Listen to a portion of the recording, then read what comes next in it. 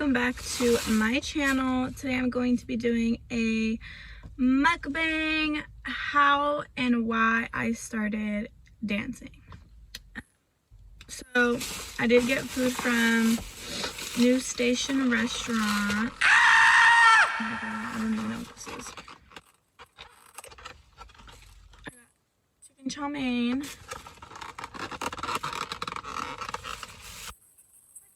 really loud,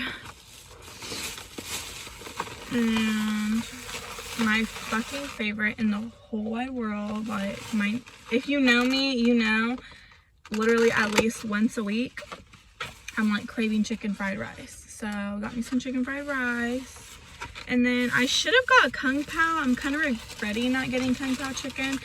If this hair keeps pulling down my eyelash, I'm literally gonna go crazy. And then I got some egg rolls too. But yeah, if you know me, you know I literally, if there's two things I crave once a week, at least once a week, it's fire wings and chicken fried rice. So where do I start? So basically, at the end of 2018, me and my ex broke up. We had an apartment together along with Andre. It was the three of us in a 2-bedroom apartment in Vacaville. We broke up. At first, I had left the apartment, and me being stubborn me decided, no, like I want to stay in the apartment. You know, I want to stay in the apartment with my child. And you know, the only other place I really had to go was my mom's, and she lived an hour away, and just the thought of like having to drive an hour to and from work, and you know, when I go back to school, and just it was just like for me more of an inconvenience in the moment. I thought it was gonna be more of an inconvenience to, you know, go with my mom than just stay in the apartment. We still had a few more months on the lease, and it's just like, okay, like how am I gonna fucking pay rent? Like at the moment, I've not been working too much because I was really the one taking care of Andre, but I wasn't necessarily like a stay-at-home mom because I was still working, and I did plan on going back to school the next semester. So I basically was left like, okay, I need to figure out rent. The rent for the apartment was $16.25. Utilities were not included. So by the time utilities were included, the rent was about in the lower 1700s, and I was not making even like that much. Like even if I get a new job, I have to pay for daycare. One, no daycares would take Andre because of his medical condition. And two, even if a daycare did take Andre, all you moms out there or anybody who, you know, is familiar with daycare knows that it is not cheap. It is literally so fucking expensive. Because it's like, okay, you know, you're working to pay for daycare and to keep a roof over your head, but then most of your check goes to daycare. So it's like the only people who I had to watch Andre was my close friends and my family. My nearest family member lives an hour away. So, you know, thank God that my family was there for me, and that, you know, some days that I would work, especially on the weekends when they weren't working, they would come over and take turns watching Andre so that, you know, I could make a little bit of money. But it still was not enough. It wasn't nearly enough, especially because I didn't just have, you know, rent and utilities. I have, you know, my phone bill, I had my car note, I had my car insurance because, you know, my car wasn't paid off, so I had to get full coverage. And then just miscellaneous stuff, you know, groceries, diapers. I was having to spend so much money on gas because I lived an hour away from Andre's doctor's appointments, and we were going every week. So every week I was driving an hour to his appointment, an hour back.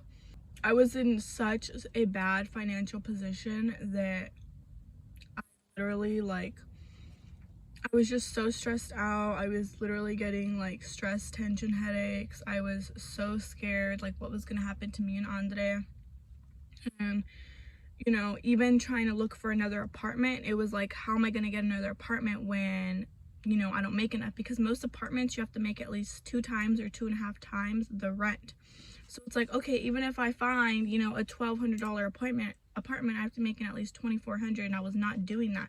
I was literally having to call out at least half of my shifts, and you know, stressing out because I didn't have a babysitter for Andre. It's like I had, you know, no choice. I mean, what was there to do? Mom stepped up a whole lot too. She was literally driving an hour, you know, just to come over, watch my son while I was at work, and then drive an hour back at home. And sometimes it was really late at night. She knew that, you know, I needed it. I needed her, and she was there for me. And same with my dad. When my dad could, he did it. You know, everybody close in my life really stepped up in my time of need, and it just really showed me who was there for me. But it was also like an eye-opener, like, okay, I need to get my shit together. I need to figure out what the fuck I'm going to do, and I need to figure it out now. So at the time I was working at Victoria's Secret Pink. Now it was around holidays, so technically I could have gotten, you know, a ton of hours.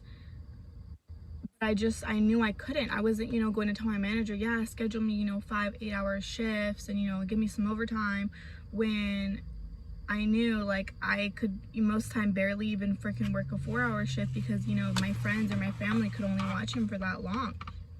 So it was like, I need to figure out a better situation.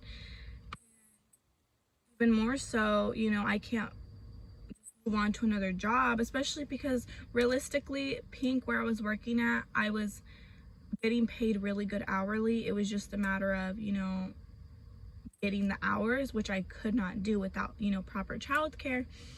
So it was just a huge mess of a situation. It just got so bad. My mom had to loan me some money because I got a 3-day pay or quit notice.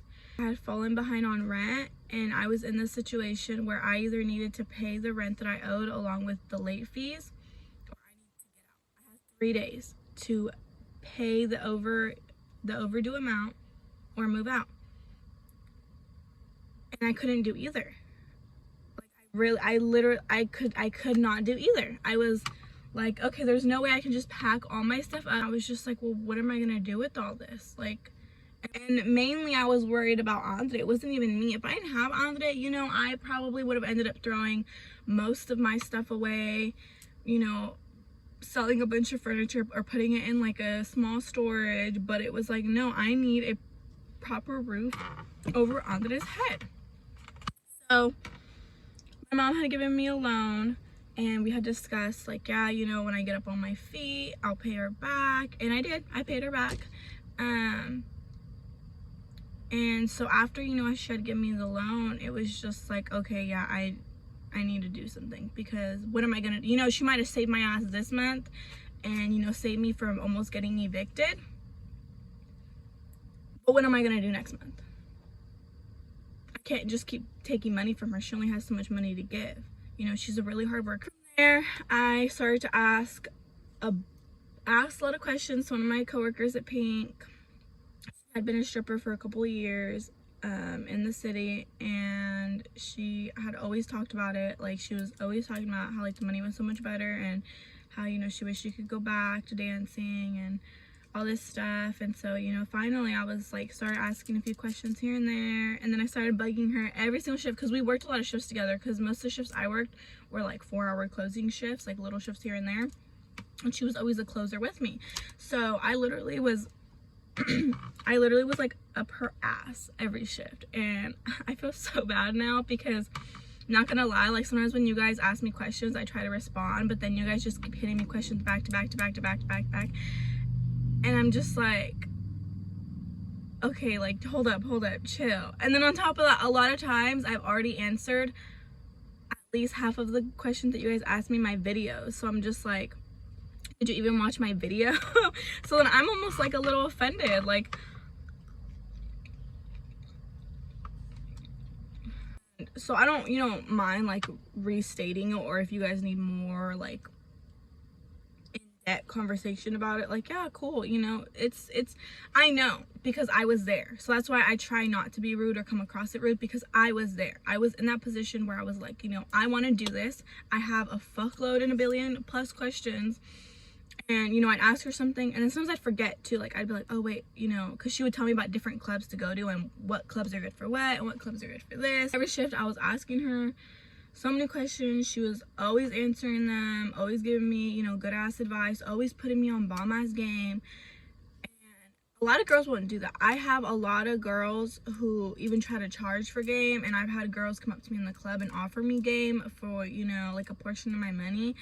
And it's like, no, like, she reached out, you know, her helping hand, and she said, hey, like, let me put you on some tough game, you know, because she knew she wasn't gonna dance again. So it was like, you know, whatever. Like, researching through her basically like what clubs to go to, I finally called a couple clubs around the list, and I decided which one I was going to go to, because my coworker told me that this is the club that she made the most money at. Very, very small club. And then on top of that, she had a friend, I didn't know her friend, but she had a friend who also wanted to you know, audition and start dancing. I was basically like, hell yeah, like, you know, give her my number, let's link, let's be friends, because I would love to go in with someone else on this than, you know, by myself. She lived in Vallejo, so I drove to Vallejo, went to her house, basically got in the car, and then went. And like, the whole time on my way, I'm like, my heart is pounding, like, I'm like so scared. And it's just like the utter fear of rejection is really just what like knocks you on your ass, you know. Like, we went and we auditioned, and when we auditioned there was 2 other girls there, really cute, sweet little Asian girls, and their dancer names, I remember I hella like their dancer names. One of them was sativa, the other one was, it was the other kind of weed, but I don't know weed because I don't smoke. So sativa and whatever the other type of weed is. But we all 4 auditioned, and all 4 of us made it. And they let us work that night, and we worked that night, and I was so excited. Like, and I'm thinking, hell yeah, like, I'm about to make all this money. I'm about to bounce back. Like, I'm gonna pay my mom back, all this extra stuff. And then, like, the club was so dry. And I mean dry. Like, it was bad. And then a lot of the dancers, the club was so small, like tiny. It was probably like not even the size of my apartment. Super tiny, had 1 stage. And most of the girls, there's a bar right by the front door, and most of the dancers, they hung out by the bar, so that as soon as men walked in, they would like flock on them. And it was super, super frustrating. Not that men even freaking came in.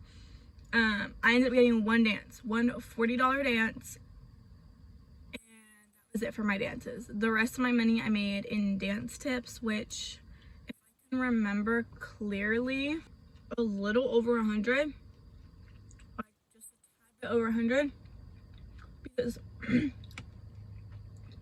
went home with like 140 something. And mind you, that $40, I didn't keep the old thing. I had to get a portion taken out that went to the club. So I think like the actual dance, out of the dance, I think I kept like $28. And then tips, I made a little over 100, because in total I made like 140 something. And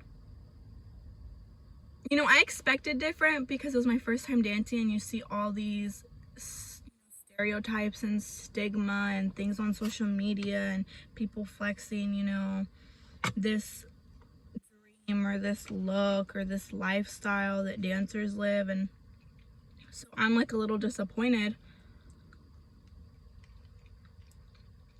I'm just like, okay, I didn't walk out of there with like a band. Like, I was expecting another 0 on the end, but so it was disappointing, but at the same time, it was still like, I felt like that bitch, because you know, I made like $100 on stage. And I just thought, okay, it was super slow. It was a Thursday night. It was super slow. That's why. But then, you know, I talked to my coworker again, and she said, yeah, no, that club is like a small ratchet club. Like, it's more of like a side. She said that's where I make my most money at. She's like, you know, it just depends on you, like who you are, because there's girls who make a lot more at gentlemen's clubs. It just depends on, you know, who you can attract to or you can talk to and what kind of person you are. So, I mean, she'd walk out of there with bands, and I walked out with $140. But, you know, I didn't let that stop me. I did, not gonna lie, after my first audition, I didn't go back to the club. About it and sat on it, I was like kind of disappointed, and I was like, wow, is it me? And then I was like, no, that club just sucked. You know, now sitting here and being more into it, I'm just like, no, that club just sucked. But it just goes to show every club is different for every girl, every dancer. I take what people say into account, but I don't really let it affect me.